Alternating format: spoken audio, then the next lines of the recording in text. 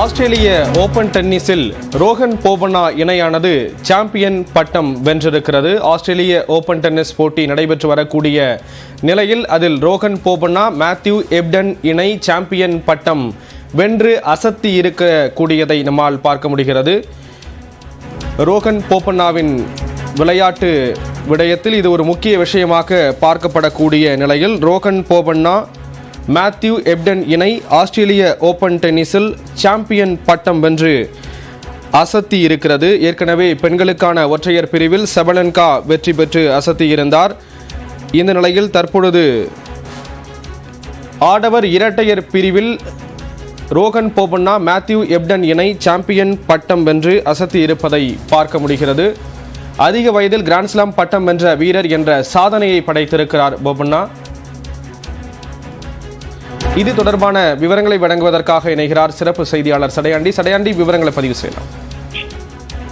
நிச்சயமா ஸ்ரீராம், ஆண்டின் முதல் கிராண்ட்ஸ்லாம் டென்னிஸ் தொடரான ஆஸ்திரேலிய ஓபன் கிராண்ட்ஸ்லாம் டென்னிஸ் தொடரின் ஆடவர் இரட்டையர் பிரிவில் இந்தியாவின் ரோஹன் போபண்ணா எட்பர்ன் இணை சாம்பியன் பட்டம் என்று ஒரு சாதனை நிகழ்த்தி இருக்கிறது.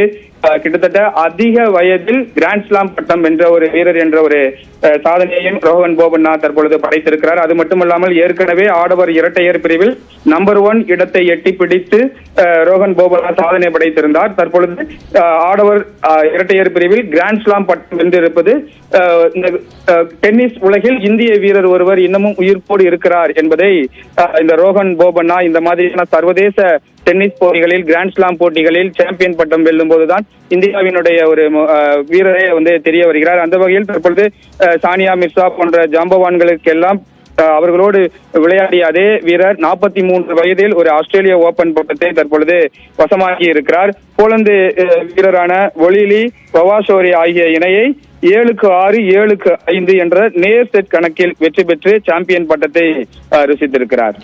கண்டிப்பா சடையாண்டி, இறுதிப் போட்டிக்கு முன்னேறி இருக்காங்க அப்படின்னும் போது சமூக வலைதளங்கள் பல தரப்புல இருந்தும் பாராட்டு குவிஞ்சிட்டு இருந்ததை பார்க்க முடிஞ்சது. இப்போ சாம்பியன் பட்டத்தையும் வென்றிருக்காங்க. இந்த இணை எப்படியெல்லாம் ஆட்டத்தை வெளிப்படுத்துறாங்க இந்த தொடர்ல?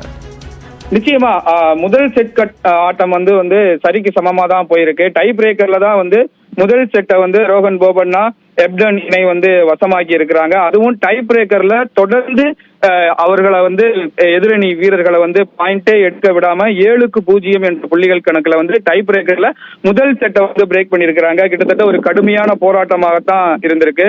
முதல் செட் ஆட்டத்துல இரு வீரர்களுமே அடுத்தடுத்து மாறி மாறி புள்ளிகளை குவித்திருக்கிறார்கள். 6-6 என சமநிலை வகித்த போதுதான் அந்த டை பிரேக்கர் நடைபெற்றது. அந்த டை பிரேக்கர்ல 7-0 என்ற புள்ளிகள் கணக்குல வெற்றி பெற்றதன் காரணமாக தான் முதல் செட்டு 7-6 அப்படின்னு வசமாகி இருக்கு.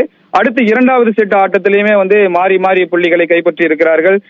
கிட்டத்தட்ட ரோஹன் போபண்ணா ஜோடி 8 ஏஸ் சர்வீஸ்களை பறக்க விட்டுருக்காங்க. ஏஸ் சர்வீஸ் அப்படின்றது நம்ம சர்வீஸ் போட்டா ஆப்போனன்ட் எடுக்கவே முடியாத அளவுக்கு நம்ம சர்வீஸ் போடுறது. அந்த மாதிரி ரோஹன் போபண்ணா ஜோடி 8 ஏஸ் சர்வீஸ்களை பறக்க விட்டுருக்காங்க. இரண்டாவது செட்டையும் 5-5 என சமநிலை இருக்கும்போது அடுத்தடுத்த 2 புள்ளிகளை கைப்பற்றி 7-5 என இரண்டாவது செட்டையும் வசமாக்கி ஒட்டுமொத்தத்துல 7-6, 7-5 என்ற செட் கணக்குல சாம்பியன் பட்டத்தை கைப்பற்றி இருக்காங்க. இறுதி போட்டி ஒரு கடுமையான போட்டியாகத்தான் இருந்தது. இரு அணி வீரர்களுமே சம பலத்தோடு தான் ஆட்டம் வெளிப்பட்டு இருக்கு.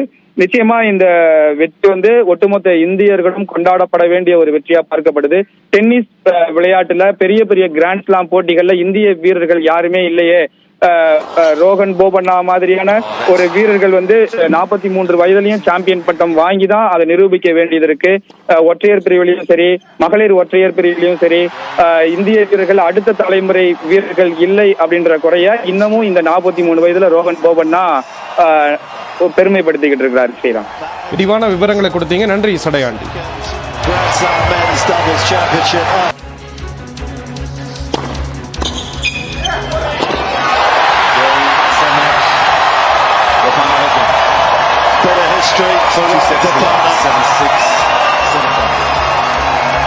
Badminton picks up its second.